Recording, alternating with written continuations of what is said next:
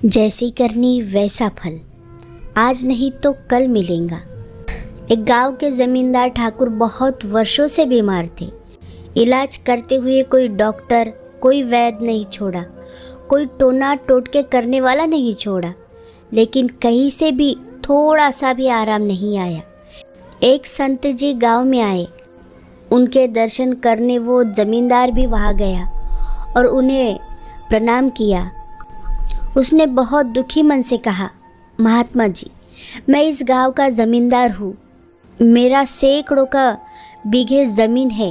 इतना सब कुछ होने के बावजूद मुझे एक लाइलाज रोग है जो कहीं से भी ठीक नहीं हो रहा। महात्मा जी ने पूछा, भाई क्या रोग है आपको? जी, मुझे मल त्याग करते समय बहुत खून आता है और इतनी जलन होती है जो बर्दाश्त नहीं होती। ऐसा लगता है मेरे प्राण ही निकल जाएंगे। आप कुछ मेहरबानी करो महात्मा जी। बाबा ने आंखें बंद कर ली, शांत बैठ गए। थोड़ी देर बाद बोले, बुरा तो नहीं मानोगे ना? एक बात पूछूं? नहीं महाराज, पूछिए। तुमने कभी किसी का दिल इतना ज़्यादा तो नहीं दुखाया कि उसने तुम्हें भी जी भर के बद्दुआएं दी हो, जिसका ही दंड आज तुम भोग रहे हो? तुम्हारे दुख देने से वो इतना अधिक दुखी हुआ हो जिसके कारण आज तुम इतनी पीड़ा झेल रहे हो? नहीं बाबा, जहाँ तक मुझे याद है मैंने तो कभी किसी का दिल नहीं दुखाया। याद करो और सोचो, कभी किसी के हक को तो नहीं छीना, किसी के पीठ में छुरा तो नहीं मारा, किसी की रोजी रोटी तो नहीं छीनी, किसी का हिस्सा ज़बरदस्ती तुमने खुद तो नहीं संभाला हुआ। महात्मा जी की बात पूरी होने पर वो खामोश और शर्मसार होकर बोला, जी, मेरी एक विधवा भाभी है जो कि इस वक्त अपने मायके में रहती है। वो ज़मीन में से अपना हिस्सा मांगती थी। यह सोचकर मैंने उसे कुछ भी नहीं दिया कि कल को ये सब कुछ अपने भाइयों को ही दे देंगी। इसका क्या पता?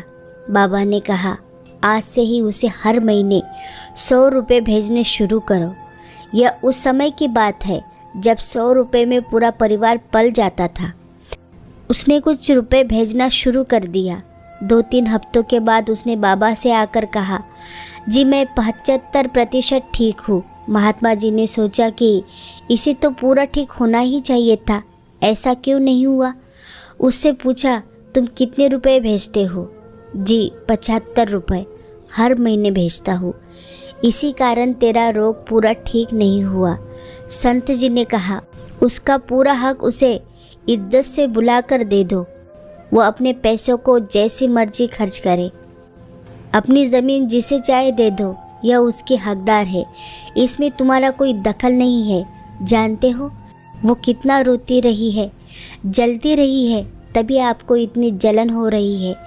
ज़रा सोचो, मरने के बाद हमारे साथ क्या जाएगा? ज़मींदार को बहुत पछतावा हुआ। उसने फ़ौरन ही अपनी विधवा भाभी और उसके भाइयों को बुलाकर सारे गांव के सामने उसकी ज़मीन, उसके हक का पैसा उसे दे दिया और हाथ जोड़कर अपने जुल्म की माफ़ी मांगी। उसकी भाभी ने उसे माफ़ कर दिया और उसके परिवार को खूब आशीर्वाद दिए। ज़मींदार का रोग शीघ्र ही पूरी तरह से ठीक हो गया।